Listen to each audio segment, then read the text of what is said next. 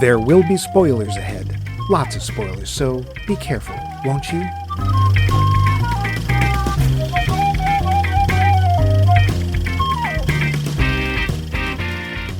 You are terrifying, but fascinating.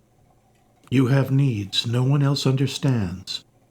You frighten those around you, but they cannot look away.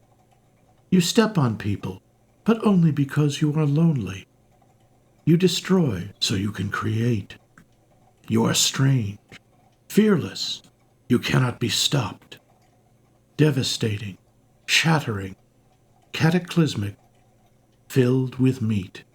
You are all these things and more. You are a monster, and you need a scent all your own. Monsters, the new fragrance from Prince Bumperelli, proud sponsor of Max Mike Movies, and especially our series, Oh No, a Giant Monster. I'm your host. Yep. I'm your host, Max Egoist Levine, and over there is your host, Mike, sensual, but not too far from innocence, loose. Emit some of your signature stench, Mike. Oh, look, it's Liz Taylor's Diamonds. Smells like fried chicken. Smells like fresh rocks. But before we indulge in our sensualness here, with emitting various smells all over the place, we have something far more important, and that is... Poll question. We asked last time, what's the point of anything, really? I'm sorry, we asked... You're not even French. No, but I kiss that way. What is your favorite TV show to movie adaptation? Well, in the far distant frozen lands of the great tundras, where they have nothing but television shows adapted into movies, I don't know what that means. Vince tells us, it's hard for me to imagine a better series to movie than the two Addams Family movies. Oh, it took the idea and really elevated. I also have a huge fondness for the Muppet movies. Pretty much all of them. Oh, we can't stand the Muppets, can we? Speak for yourself. Eat drum, eat drum. Yay! They took a variety show with puppets and produced some very entertaining films. Some have puppet penguins in them. It's true. Only the best ones. Harry McCracken just wrote, "Some days you can't get rid of a bomb," and we know what he meant. Yes, it's the Batman movie from the 60s. Where's my bat shark repellent? C for Catwoman! Oh, one of my favorite lines ever, because it is so dumb. All So the crimes dumb. took place Thank at you, sea. Harry. C for Catwoman. If you haven't seen that in a while, go and watch it. It's a hoot. It's hilarious. It is so unintentionally hilarious. Tony Kellner told us, Maverick. Maverick! So clearly she meant the Top Gun sequel. No, she meant the James Garner TV show that ended up with Mel Gibson. I think he throws a horse at somebody in that film. Yeah. Regan McStravick said, I'm not sure if Serenity really counts. Of course it does. Because the feature film was more of a wrap-up of the series than an adaptation. But they certainly did a nice job of capturing what needed to be represented from the series in that film. Dr. Professor Rebecca Pelkey chimes in with, I came here to say something very similar about Serenity. Keith Wright also says, Firefly to Serenity. I think it counts as, it really is just the concluding episode. That being said, we like your answers, so who cares? Yeah. Benjamin Carl simply writes, this is going to hurt my throat. Con! Madeline? So clearly, no, I think it's James. I think he was referring to James Con. Yeah. James Caan's Sorry, Sonny. No, his famous sitcom, That's Our Jimmy, that made it to the big screen. That's Our Jimmy. Yeah, I remember it could that. Have happened. It came right after the Trek McLean 2. Stevenson show. Which one? There were 12. Oh, right. McLean Stevenson, the botulism of sitcoms. Poor McLean. Poor McLean. He didn't deserve that. No. And of course,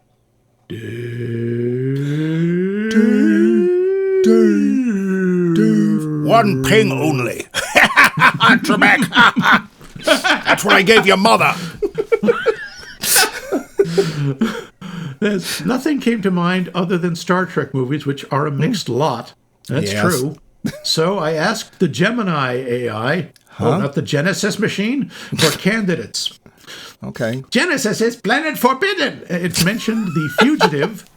Great movie. Never saw the TV series. Same here. That's a good one. Of course, I enjoyed the Simpsons movie, but it probably doesn't count. Why not? Or if animation counts, and why shouldn't it? The Castle of Cagliostro, Lupin III. Yeah.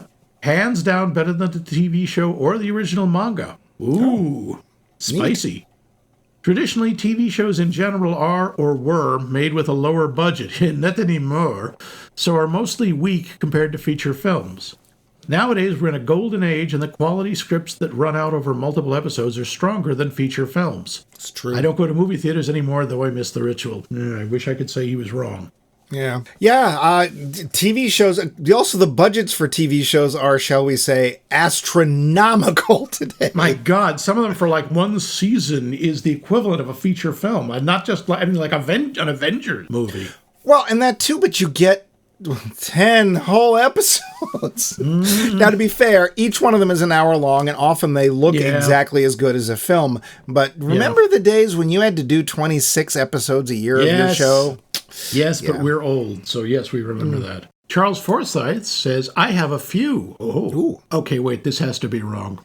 Masters of the Universe is a guilty pleasure just because Frank Langella is so great as Skeletor. Okay, that's fair. I mean, he is clearly having a blast. Well, he did it for his kids. They were like, hey, we love this show. Will you be in it? And he was like, sure, okay. The Brady Bunch movie could have been terrible, but was actually really fun, thanks to being both an homage to the show and a parody. Yes, that was hilarious. Yep. As much as I love Star Trek, most Star Trek movies are just okay. Yep. Except Star Trek 4, The Voyage Home. That's a favorite. Interesting, not Star Trek 2. Okay. Huh. Wayne's World, Party Time, excellent. Succeeded in making a Saturday Night Live recurring sketch into an enjoyable movie. It's probably, apart from the Blues Brothers, I think it's the only one.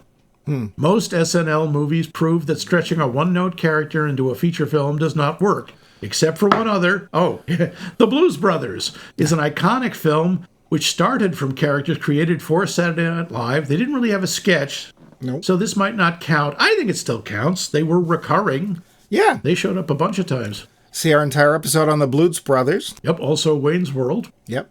Another iconic TV to film jump is Pee-wee's Big Adventure. This one also might not count because it wasn't really the Pee-wee's Playhouse movie. But rather a movie featuring a character that Paul Reubens had been developing for years, including the TV show, of course. That's an interesting point, though.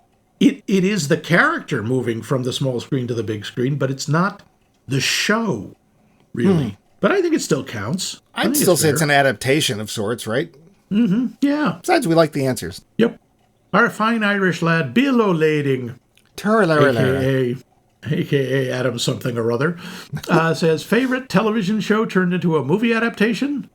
Not all television turns into good cinema. God knows that's true. What works on the small screen can fail on her larger cousin. We're not body-shaming cousins here. Thank you very much, Bill. And the long-term investment in character development that the Idiot Box can offer the writers feels cramped on the big screen, ironically. However, some do make the cut. The Fugitive, 1993, and the Mission Impossible franchise come to mind. Okay. But for me, serialized adventure shows should stay on the small screen. They work better in that format, in my view. Star Trek, the original series, of course, perhaps the largest number of films, 13, inspired from an original television series. I'm willing to be proven wrong. I'm not sure.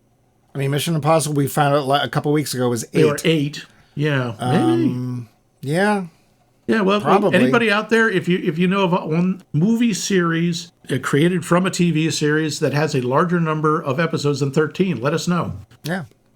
But my absolute favorite, gotta go with camp. The campy shows make the best movies. The Beverly Hillbillies, 1993. Jim Varney. The Addams Family and Addams Family Values. Yep. The Brady Bunch movie and a very Brady sequel, which was weaker, I thought, but still funny. Yeah. Overall, I'll pick Beverly Hillbillies? Really? Everyone having a great time, amazing talent, the earnestness of the original show, where the Clampetts are hilarious but never laughed at, that's true, transitions seamlessly to the silver screen. Y'all come back now. Jethro wants to be a rock star. Well, thank you, Bill. That was voluble. I don't know if I agree about the Beverly Hillbillies, but everything else was pretty on target. Yeah, I never wanted to see that movie. It was one of those things that it's like, I'm glad they did that in the 60s and early 70s, and it's gone now, and I don't miss it. But and, of course, the dulcet tones dear. of my little cactus flower, Doris Hempelmeyer. Hello, this is Doris Hempelmeyer from Max Mike Movies. Hi, Max. My adorable little cauliflower pumpkin pie. Anyway, I have an answer to your poll question. The question being, what is your favorite TV show turned into movies? I have a couple for you. One is, I don't know, it's kind of turned into a movie, but it's kind of, I don't know how to explain it. I'm just going to say it, The Muppet Movie. I love The Muppet Show. The Muppet Show is wonderful. And then they made this incredible movie. The Rainbow Connection makes me cry every time. So that's one answer. The next answer is The Naked Gun. The Naked Gun is an offshoot of Police Squad. Most people don't know that, but it is directly a movie made because of Police Squad. And I adore those movies. Those are so funny. So those are my answers. I hope you have a wonderful day, and I can't wait to hear it next week. Bye. Well, you are a saucy minx this week, aren't you? Is she? Yes, she is. What does that even mean, saucy minx? It sounds like something that you'd cook, because all that was available was mink. I'd like a bowl of saucy minks and a... Oddly enough, there is no mink in saucy minks. It's like spotted dick. Anyway. Oh, dear. I do. Yes. There's none of that in that either. Muppet Movie and the Naked Gun. Yeah, a lot of people, she's right, a lot of people forget that the Naked Gun movies came from Police Squad. Well, you and I probably both remember it was a summer replacement series. It wasn't meant to be anything. It was 6 episodes. And I remember when it came on, it was funny as hell. And it was quite obvious that the network had no idea. It was like, movie. Because, like, it was never, I think it went, did it ever go past the 6? I think it was just the 6 episodes.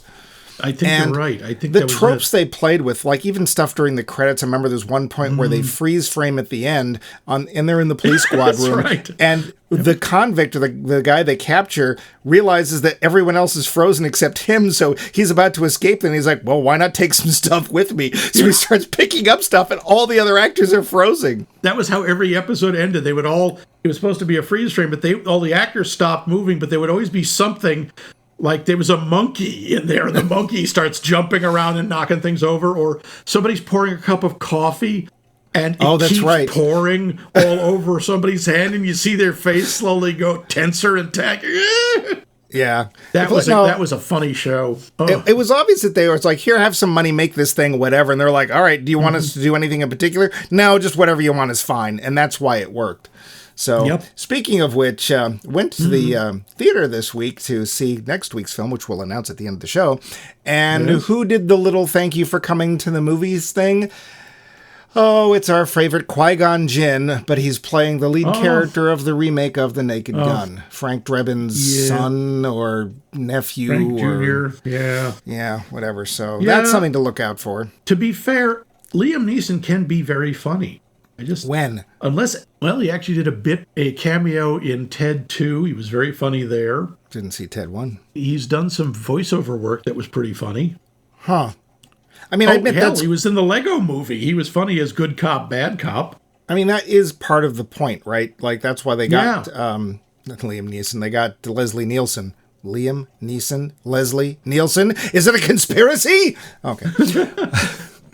Because he was a leading guy and, quite honestly, very straight-laced and dull. But I would give this a chance, but I don't have high hopes because I don't know if Abram Zucker and Zucker are writing it. Well, one of them passed away. I think we lost a Zucker. And also that was like, you have to remember, like, that was 45 years ago. No, it wasn't. It kind of was. Shut up. I think it was 1980 La la that the la airplane la came la. out. I can't hear you. La la la la. Hey, well, Max, you have to. Oh, so- hey, what are we doing now? But What is anyway, this? Mike, Paul. what's your favorite adapted TV show to movie? Gilligan's Island? Get Smart, the Nude Bob? Oh God. Or the one with Steve Carell? Yeah. Or that dreadful Dragnet movie, which I didn't see. Dan Aykroyd and Tom Hanks. Yeah. And a part that won't surprise you.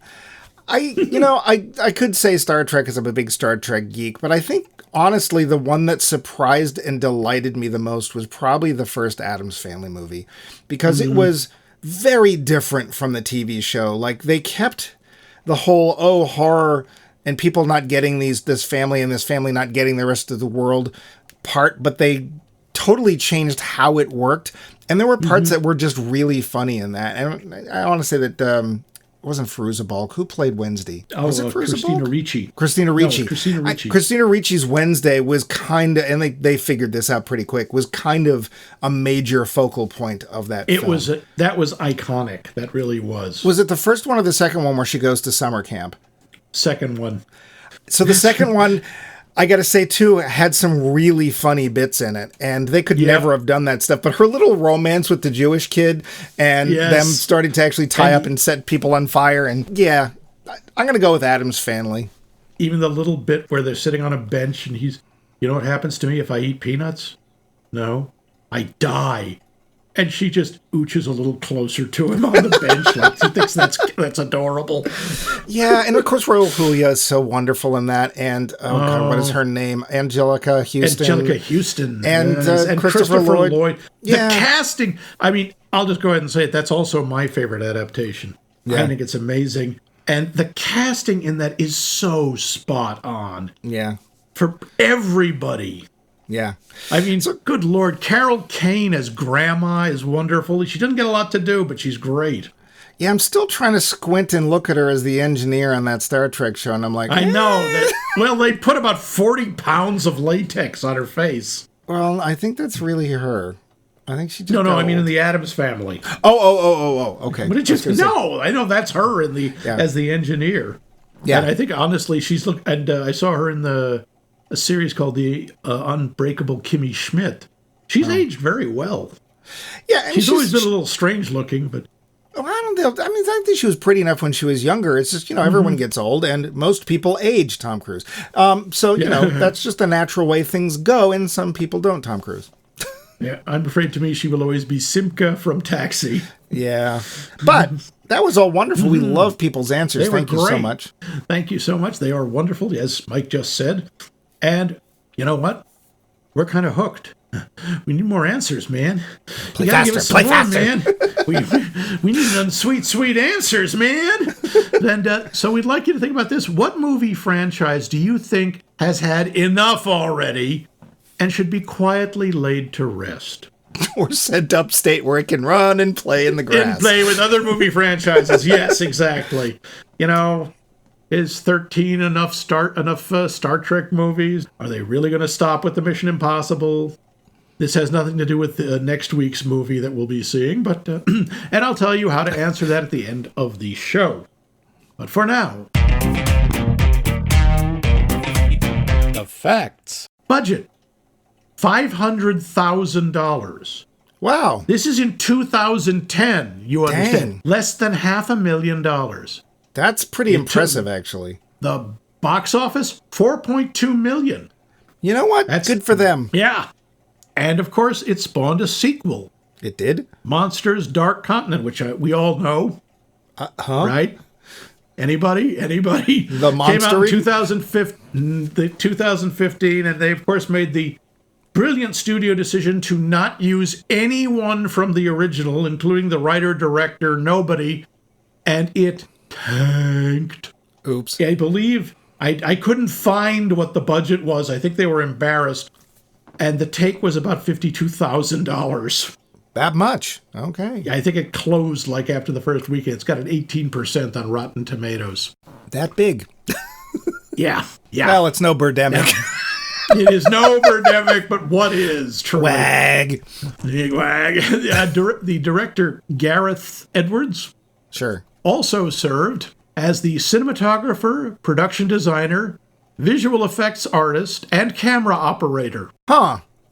We'll get back to that. The entire film was shot using prosumer-level recording equipment, which, Okay. if you don't know, is sort of a term for halfway between consumer and professional. In other words, expensive consumer stuff. Basically, they went to Best Buy. Yeah, they did. With an on-set crew of 7 people. Wow. Yeah. Huh. The 2 stars, by the way, Whitney Abel, who plays Sam, and yeah, Mike knows I'm going to have Scoot McNairy. Not Scott. I am not mispronouncing. His name is Scoot. Sure it is. Scoot. Were actually dating each other at the time, and then were married until dear. 2019. Ah. Now, the whole production team could fit in one van. Wow. The film, by the way, was almost entirely improvised, with little or no outline of scenes or their direction. The 2 main Okay. characters were given a general outline of scenes and just interacted with each other, and the other cast members, many of whom were not actors, Really? just improvised. Yeah. All the Okay. shots were improvised as well. The film, by the way, was also shot entirely on location. Well, Any yeah. settings featured in the film were real locations, often used with not exact permission. And all of the film's extras were just people who happened to be there at the time. Ah, so he really Ed Wooded it. He did serious Ed Wooding. It's implied the film takes place sometime in the near future. As Andrew and Sam, no, it says, yeah, Andrew, I always forget Calder has a first name, Yeah. head toward the infected zone, one of the many signs they pass mentions a security force established in 2011, is when the film was actually released. Oh. So I thought it said 2010. it was made in 10, it was released in 11, apparently. Oh. I think it went into limited release in 10. Released to nature. Yep. Filming took place in 5 countries, and again, not always with permission. The character of Andrew Calder, played by Scoot McNairy, was loosely based on Andrew Calder.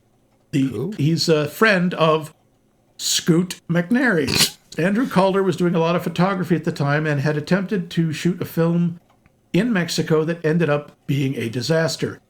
As Monsters was filmed without a script, Scoot used some of Andrew's real-life backstory as dialogue in the film. Waititi. While studying at university in 1996, Edwards made a short monster movie set in suburbia. He initially wanted to expand the idea, but after the release of War of the Worlds, the one with Tom Cruise, he believed it was not going to be special anymore. Considering that the film would have to be low budget, Edwards decided to embrace the found footage style of the Blair Witch Project and mix that element with his original concept. Then he learned that Cloverfield had a similar premise, and he abandoned the idea entirely and moved on to the concept where a war is going on somewhere on the other side of the world and no one cares. Well, he'd come back to that, as we shall talk about soon. Yep. That's all I've got for trivia. You find anything? No, I'm amazed you had that much, because this had a feeling of one of those movies that it's like, it was filmed on video. Okay, Yeah, we're done. yeah. But the fact that it was that cheap, we'll get back to that, but that actually impresses me quite a bit. I haven't seen that kind of production value for no money since Deep House. Yeah, true. Well, It was made on twice the budget. But yeah. now let us get to the story. it's the not too distant future. Next Sunday, it was the future in 2010. So I guess it's the past now. Funny, I don't remember any of this happening. Anyway, aliens from space, possibly outer space, have been brought back to Earth by a NASA probe. Darn you, NASA, always causing trouble. And have taken over half of Mexico. America has built a big, beautiful wall, not sure who paid for it, to keep out those pesky aliens from bringing in drugs and crime and fruit bats and breakfast cereals and orangutans. Skip a bit, brother. I seem to have lost the thread slightly.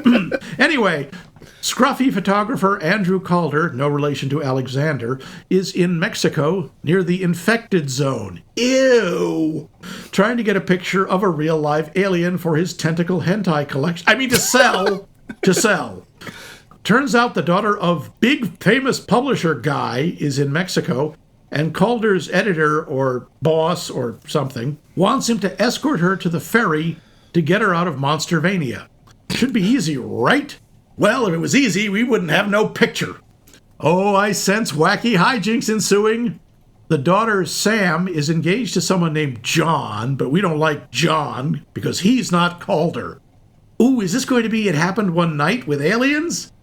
No, not really. The two undertake a harrowing journey to make it back to America, which they do only to find out that the big beautiful wall hasn't completely worked.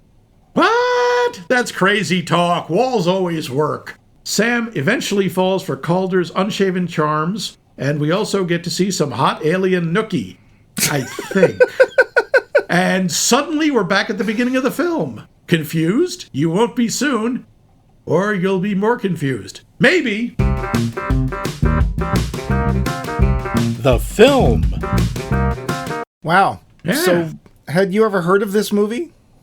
I remember vaguely seeing either a poster or an ad for something back in 2011, but I don't not only never saw it, I never saw a theater that was showing it. I'm interesting it made that much money. I'm surprised. How about you? No. Never heard of it until we started doing this show. And then when I went looking it up, it's like, well, which monsters do you mean? Because it's Monsters Inc., Monsters Inc. 2. There was a TV show called Monsters. Yeah, so it was actually harder to find, but I knew nothing about this film at all. When we were compiling movies, I put it on the list because it was like, hey, let's pick a few that we don't know. So that's the only reason I put it on there. Yeah, but why don't we talk about our cast? And I think we should start, of course, with Mr. Scoot McNairy, who, by the way, you and I have both seen in another movie. Really? I did not know this until I looked him up and looked at his credits. Okay. He is in the Bob Dylan movie, A Complete Unknown. He played Woody Guthrie. Oh, really? Yeah. Not surprising, because he has almost no lines in that movie because, this was when Guthrie had throat cancer. Huh. Was he still Scoot McNairy in that? Did they bill him? I believe he was. He is still known far and wide as Scoot McNairy. I'm just picturing a dog and a carpet, and that's all I'm picturing, because that is just an unfortunate name. Yep. Yeah. Here's the thing I gotta say, especially finding out that they were improvising stuff, I don't like the character. I think that Calder's a dink. But I think he does a good job. I think he's very believable. I will also give him credit because when things show up, unlike characters in other films, beginning of the end, he actually takes photos of it. Yes. So, yeah, he's kind of... he's a very typical guy character, let's face it. Yes. And there's some scenes in there where I really am like, I really don't like. I mean, he's macking on her. Then we find out he's got a kid. We don't know what the background of that is, but... He's got a kid, which suggests that he's, married or connected somehow. And then he's macking on Sam, which he shouldn't. And he's doing it in a it is one of the ugliest meet cutes I've ever seen. It's just icky. It ain't cute. It really is. But it's believable. Yeah, I will say that he's very believable. Again, yeah, because he starts off with, I don't want to do this. I want to stay here and take pictures. I don't want to babysit this little rich girl to just get her to a boat and then turn around. I'm going to lose a day. Because he is desperate to get a picture of these things alive. He's seen bodies of them, because apparently they can be killed. Yeah. But he wants a picture of the real thing. And I want to say that, and I hate to use this word, but I can't think of a better word, he stays focused on his mission, such as it is, through most of the film. Like, even when he's... At first, you can tell he's really interested in Sam because he just wants to get some, which... Okay, fine, whatever. Which, as you said, is very realistic. And I think he almost becomes I don't want to say it's redemption, but he almost becomes a decent guy by the end of the film. I think he does have some growth. And let's face it, in monster movies, you don't get a lot of character development usually, but there's a reason for that in this film. We'll get back to that later. So I think he does a good job. I do too. And I think Whitney Abel, who plays Sam, and I have no idea what else she's done. I looked at her list and I don't recognize anything, is fine as Sam. I think she does a good job too. A lot of what she does is under the surface. Our character's named Sam. I thought it was Cameron Diaz. Oh, oops. Oh, dear. She does have... There is a resemblance. She is easily as stunning as Cameron Diaz, but same thing. She's not as tall. Same thing. I think, knowing that they basically improv their way through the movie, I think she does a good job. I mean, it's really just those two people. They run into other characters and stuff, but... Briefly. Very briefly. Yeah, very briefly. So... If you have two people that have no script and they're told they have to carry a movie, I think they did a great job. I'm amazed. I agree. Yep. And then there's other people like Homeless Woman and Marine. Yes. But there's a lot of Marines. There's a lot of random guys with guns, guy selling them tickets. Yeah. Let's put it this way. 75% of the cast doesn't have a photo on IMDb, so I don't think we need to go any further. Almost none of them have character names. No. They're all descriptive. Ticket seller, Marine, gorilla, homeless woman, mother, grandmother, Yeah. So, and the film really does stay put on those two people and their journey. Yeah. So that's what it's about. Surprisingly well acted for $500,000. That's nothing. I'm surprised they could get the video cards for that much. They don't do film now, so. No. Yeah, the fact that it's shot on location does not surprise me. The fact that the locations that they're saying they're in also doesn't surprise me. I mean, at one point they walk up I think it's Chichen Itza, and if it isn't, it's another one of the step pyramids in Central America. And when you tell me they didn't exactly have permits, I'm guessing that's one of the places. I wouldn't be surprised. I gotta say, that whole sequence is beautifully shot. Oh, yeah. Well, the whole film...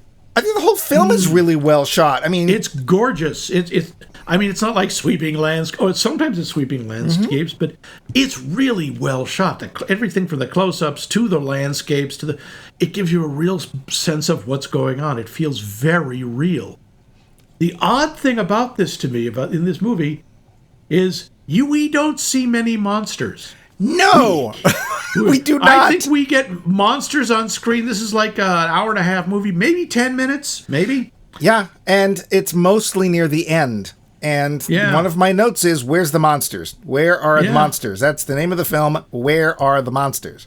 We see people watching newscasts of them. We hear them. Hear about them. We hear them. We see pieces of them. But we don't see them for most of the movie.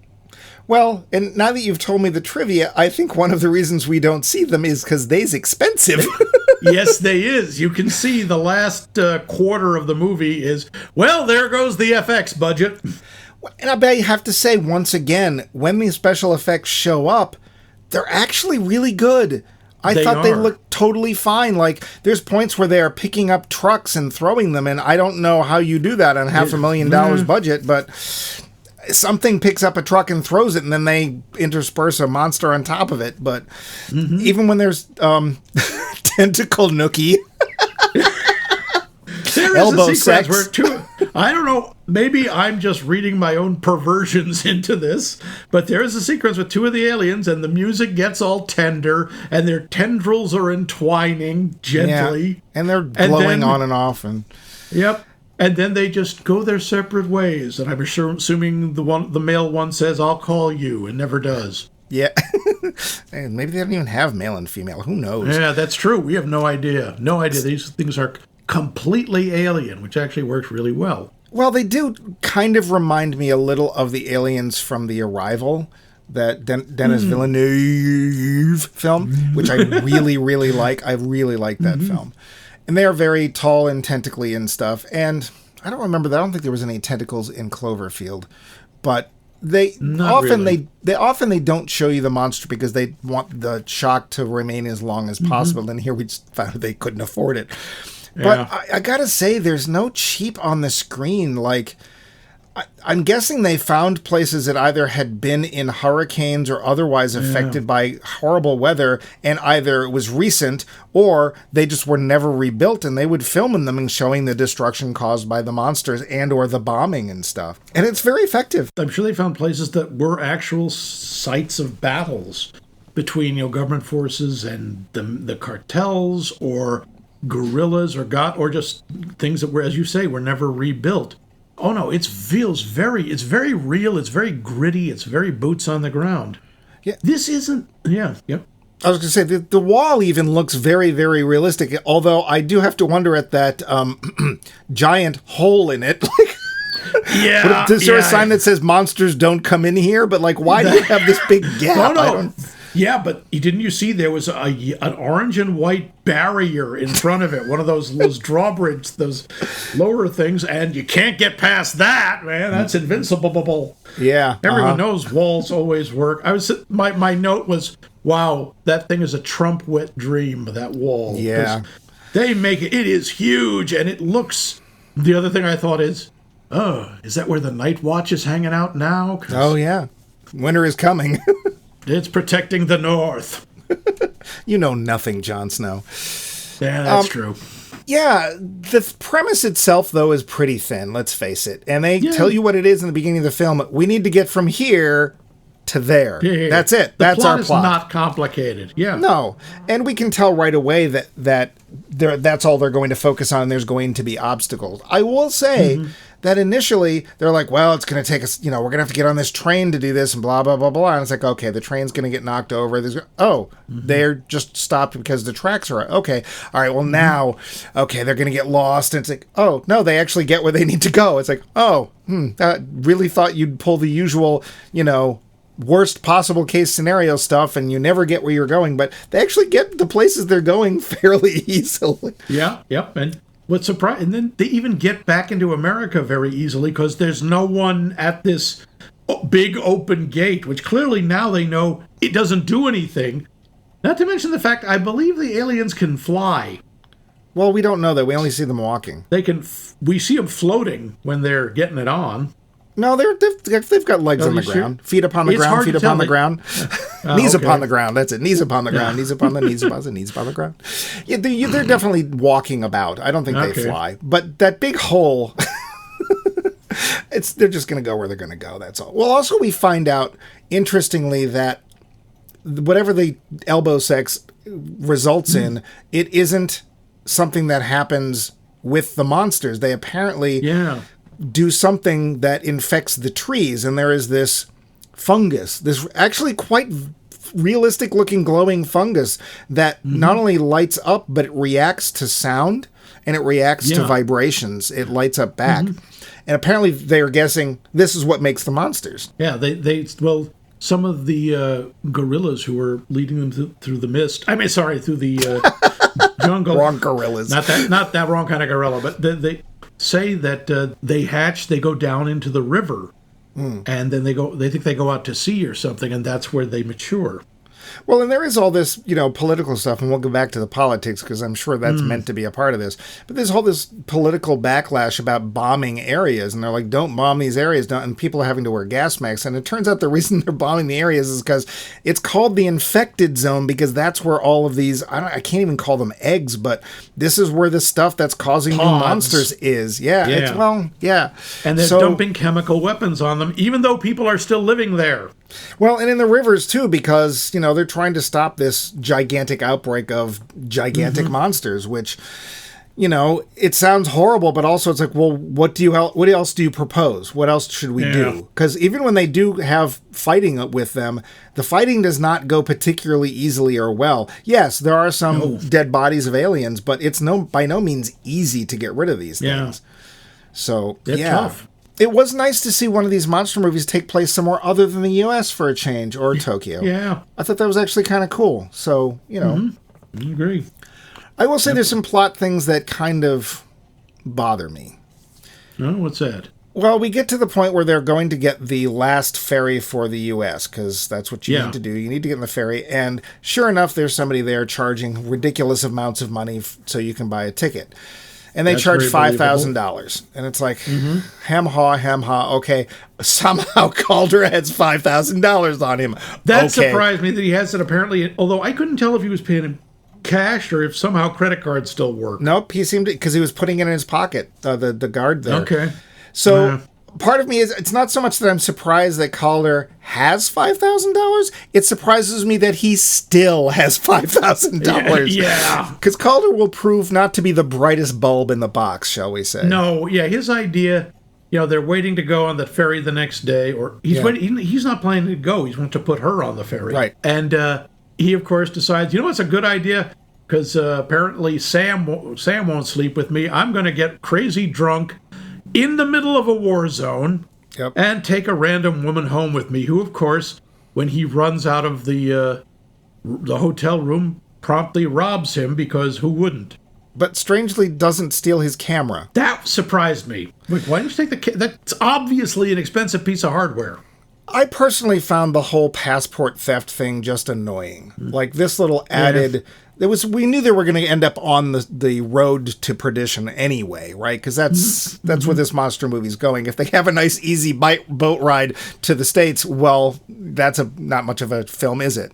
So we know they're going to end up walking. Why did he have hers? Why did he have her passport? I really would rather, at that point, the guy who was selling the tickets, the border guard, whatever, was like, it's $5,000 for a ticket, or it's much cheaper if you go on the road. I would rather they have just gone. Like, that whole night, yes, the interaction between Sam and Calder, I think, is important, because we get to see that he's gross and that she's not interested in him, and I don't blame her. But that whole bit where it's like, well, now you've lost the passports and now you're going to have to pay $10,000 and blah, blah, blah. I just found it annoying. I will say that there is also a symbolic use of her engagement ring. She gives up her engagement ring for the 2 tickets for them to go on the path. The one thing I will also say, though, is once they're on the path, which, to be fair, involves a boat and driving and gorillas in the mist, everybody fulfills their part of the bargain, which amazed me. That really surprised me. That nobody ditches them. Nope. Nobody tries to attack her. Nobody just says, "Hey, let's just shoot them both in the head. Who's going to know?" Because who would know?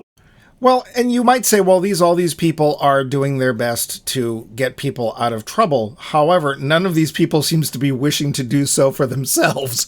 And their business is about to go under. They mention that. I mean, because Sam keeps asking people, do you feel safe here? Why don't you leave? And the person she asks, this nice woman who, takes them in for an evening and feeds them, says, where are we going to go?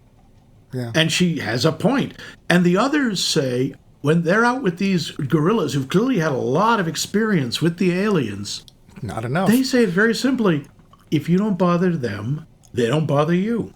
This turns out not to be true. This turns out not to be the Spoiler. case, yes. By the way, it's in the theme song, so there you go. So but to be fair, that part of the plot, that whole passport thing where we have to go through the next morning, that just felt annoying, but otherwise, that they made this up still just kind of amazes me. I would not have got that. But let's talk a little bit about the potential politics here, because I don't know how clear they are. Do you think that this is meant to be more of a message film?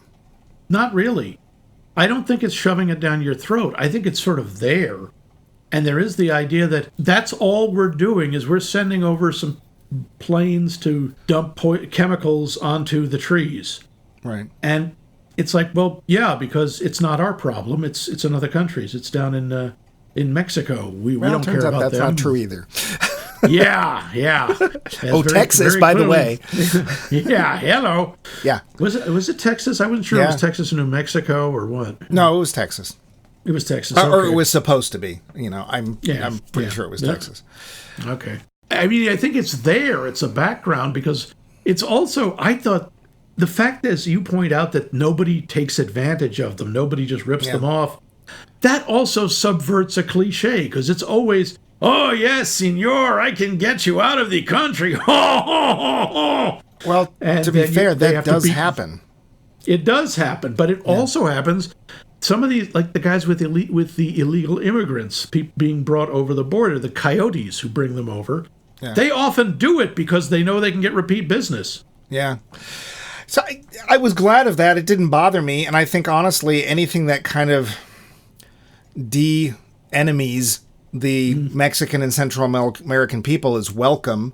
I love that woman who took them in. It was like, she was just so nice. And when they're leaving, she's like, no, here, take these backpacks with food and water. I totally believe that. I know that that's, from what I've seen, that's part of the culture. It's like, oh, you can't leave without food. Yep. Here, have some food.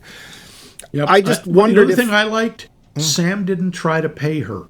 She didn't try to give her money. And I was thinking, oh, God, the rich girl's just going to say, oh, here's $100. Nope.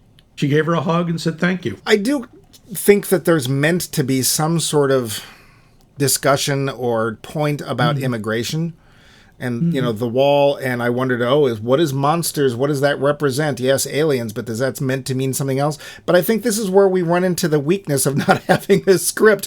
I'm not sure if that was something they ever fully worked out or worked out at all.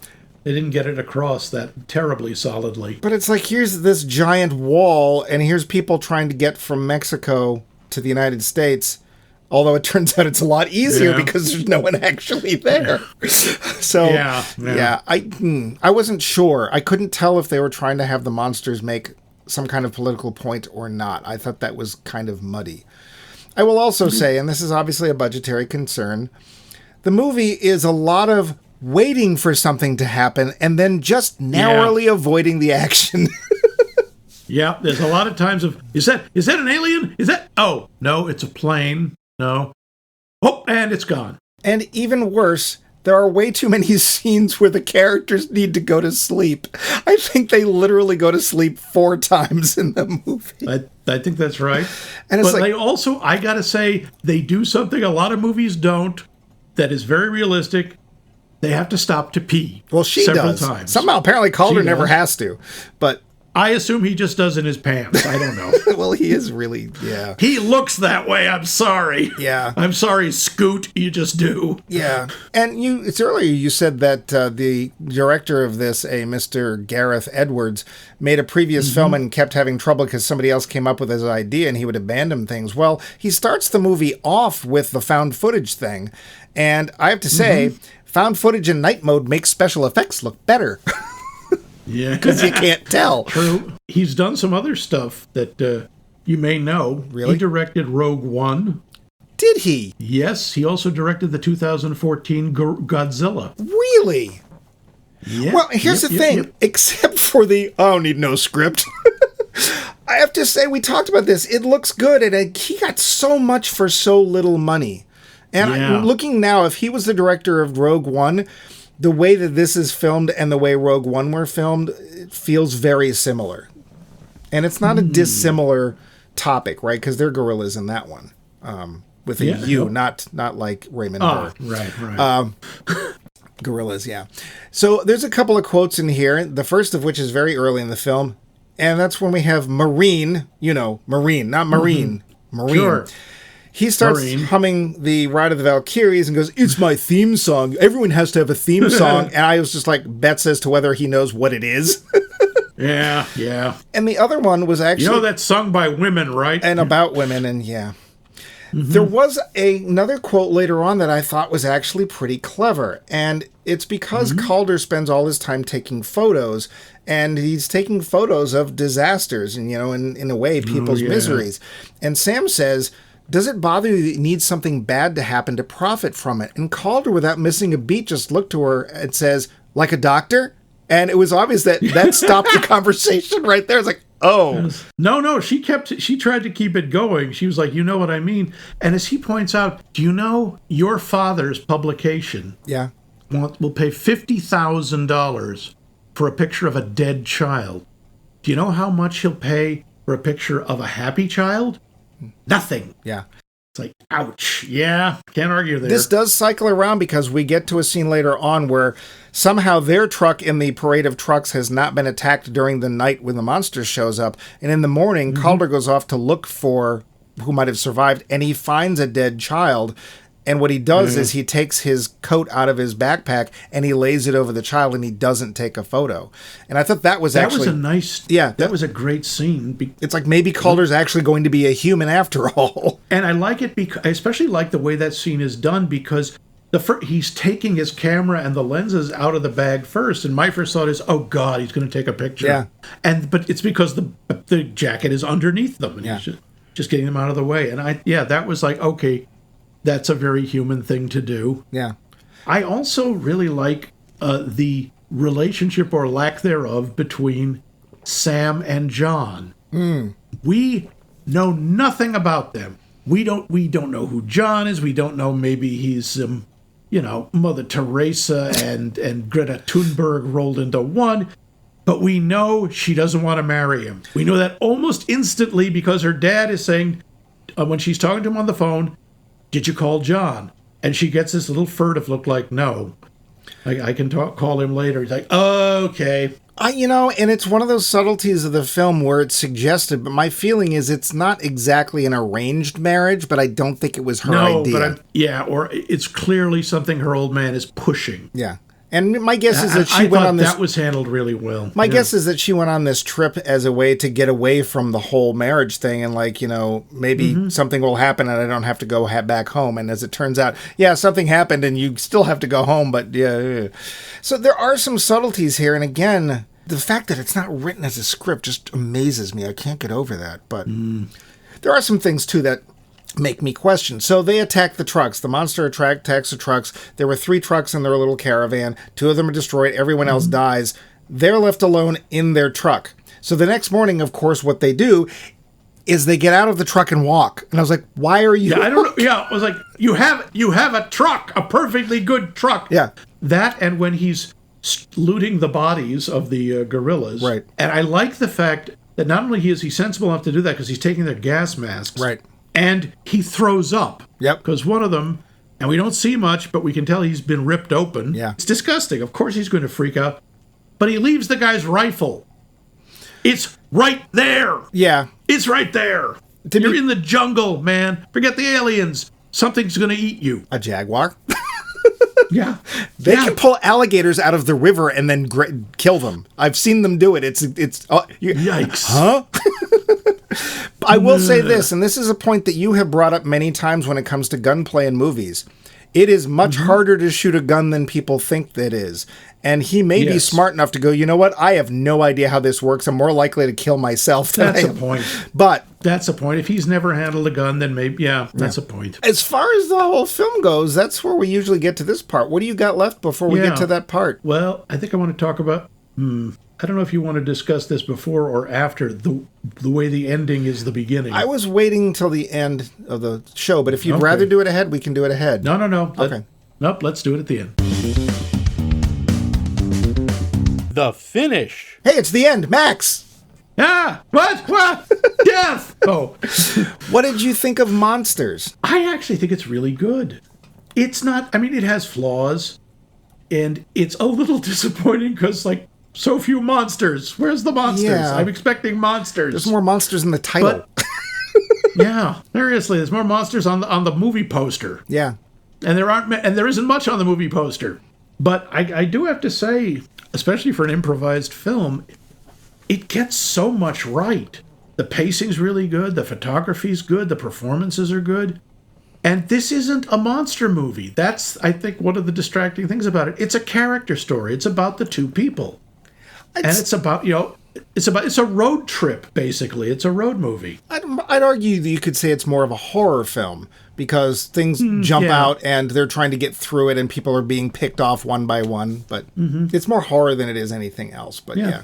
I think it's good. I don't know if it's for everybody because it is kind of odd.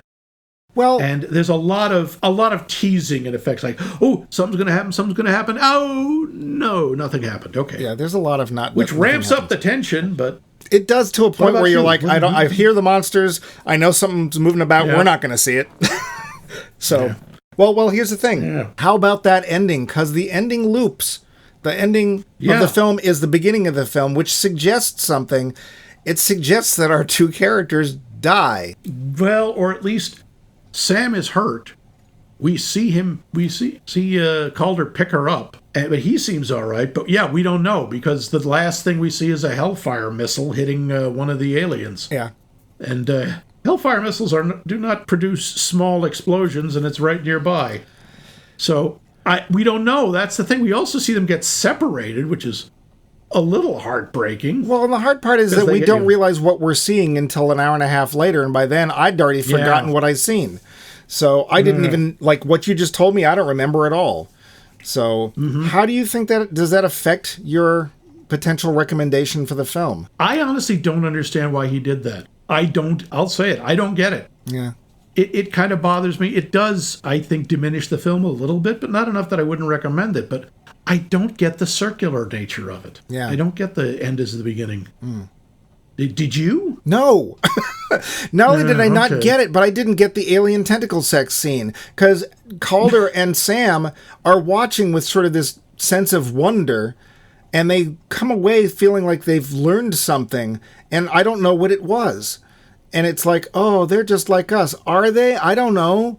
Yeah, because maybe it's something when I want to go ahead and mate with somebody, I just think, let's go screw a tree. Because when that fungus comes out, it's going to be something spectacular. Oh, yeah. I don't know. I mean, maybe, I don't think it's as simple. There truly were monsters and we were they. But I don't think it's that. I don't think it's that people are the monsters. I don't think it's that the monsters are the monsters. I'm not sure. Maybe it's the whole idea of how do we apply that label? Yeah. Well, but because we can't decide if this is meant to be political commentary or not. Yeah. I think that it is a really good exercise. I don't think it's a really good film. I think, all things considered, they did an amazing job of making a film for no money and no script. But I think it might have actually done better having a script, or at least part of one, or at least an overall idea of how the story is going to end, because we never find out where the monsters came from. They're from space. Okay, fine, whatever. We don't know what they're doing here, except apparently killing people. So it's a spawning ground, maybe? And Cloverfield did the same thing, and we like Cloverfield, but the point of Cloverfield wasn't about the monsters. It was how do people react in this situation. I think this film is mostly that. The problem is we end up following these two people, one of whom we don't like for most of the film. We finally get to a point where we kind of like them, and there's every indication that they just die anyway, because that's what they showed us in the beginning of the film, so it feels kind of pointless. So I thought I just don't think there's enough for me to recommend it as a film. I think it shows amazing potential for everybody. And I got to give hats off to everybody. But for me, I came away very unsatisfied. I didn't feel like there was an actual ending. I didn't know what they were trying to say. And I didn't know why this even started. So I also think one of the, if you have to say message in it, was how people adapt. I mean, this has been going on for 5 or 6 years, and people are just like, they're just going about their business in Mexico, just like, oh yeah, this happens. Yeah, there's aliens, whatever. Sadly, factually accurate.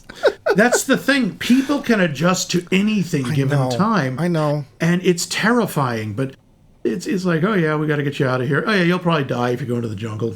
Well, so my dad used to live on the big island of Hawaii, and you'd see news programs that would have these alerts that, oh no, Kilauea has erupted again, and there's lava flowing near these towns, one of which was the one my dad lived in. And I would, of course, as a dutiful son, call and ask if he was okay, and he would reply, oh yeah, that's a mile and a half away. And I'm like, it's lava! Lava is forever! There is a scene in an old Steve Martin movie called L.A. Stories where it takes place in L.A. Yep. All the main characters are sitting around tables outdoors at a cafe, and there's an earthquake. And one of them, I can't remember what the actress's name was. She was dating Steve Martin at the time, which is why she kept ending up in his movies. Was it Sarah She's Jessica not Parker? from L.A. No, she's in that movie, but that's not her. Okay. She's from England. She's never been there. And there's an earthquake. And she's like, oh, what do we do? And the whole place... And nobody interrupts their conversations. The most people do is like put their hands on top of their drinks so they don't spill. No, without missing a beat. People can adjust to the most terrifying things. It's amazing. Yeah. So I did believe that. Yeah. But I would recommend it as a film. Mike would recommend it as an exercise to be examined. Yeah, I just felt unsatisfied at the end. That being said, knowing now that it cost $500,000 was shot without permits. And with no real script. It's an amazing accomplishment for that. I just don't think as a story it fully holds up. There needed to be a little something more, or potential. One of them was monsters, but also potentially something less. But we'll see. Yeah. Okay, fair enough. But you know what else is fair enough? Our poll question. Oh, so nice. Which I am going to tell you right now. What movie franchise do you think has had enough already and should be quietly laid to rest? And you can answer this by going to our website, maxmikemovies.com, and leaving a comment, or emailing us directly at us@maxmikemovies.com and leaving a comment that way. You can find us on the Facing Books in the medias of social. You can also find us on Blue Sky and on Mastodon. None of you have found us on Mastodon. Even I haven't. Does nobody else use Mastodon? Nope. I mean, I don't know. I honestly don't know. Nope. Again, we repeat our plea. Is there something else that just nobody's told us about? Please tell us. Pillow Fort. You Look can it up, find kids. us. Yeah, Pillow Fort. You can also find us, of course, on any podcast app you could possibly imagine, even one made out of gumdrops and unicorns. And naturally, so far, only my little buttercup Doris Hempelmeyer does. No, Dr. Lauren. Although, Don't forget and of Dr. course, Dr. Lauren and of course, real Julia Roberts have done. You can call our alien sighting hotline at 617-398-7266. That's 617-398-7266. I think real Julia Roberts is kind of have a big answer soon. I don't know why I think that. I just do. God, it's uncanny, man. Are Real you psychic? Julia Roberts. real Julia Roberts. But we're going to interrupt this Oh No Giant Monster movie series again. What? Yes, we are, for our series Summer Blockbusters and Summer Not. Because there's another blockbuster on the site which actually kind of fits the monster series. Yeah. What's that going to be, Mike? Well, just opened yesterday, although we're recording this Thursday, so you're hearing it Monday. So just This last week week, was next week, last week. one of the big summer blockbusters opened, or one that's hoping to be a big summer blockbuster. It is also part of a franchise. It is film 5, I think, in that franchise, or something. And that is Jurassic World Final Reckoning.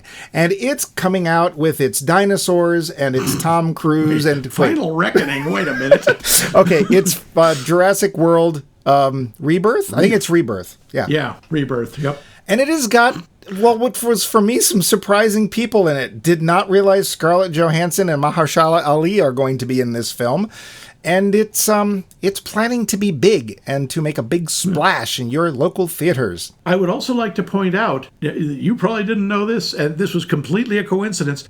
It is directed by Gareth Edwards. Is it really? It really is. This week's director of Monsters is the director of Jurassic World Rebirth, which we totally planned. Oh, yes. Well, we're doing a little mini Gareth Edwards-thon. So, yeah. Did not know that. We totally knew that. Although bunches of it take place in Central and South America. Yeah, okay. Was he shooting that on the sly? Oh, God. Oh, no. But be with us next week as we Jurassic World, won't you?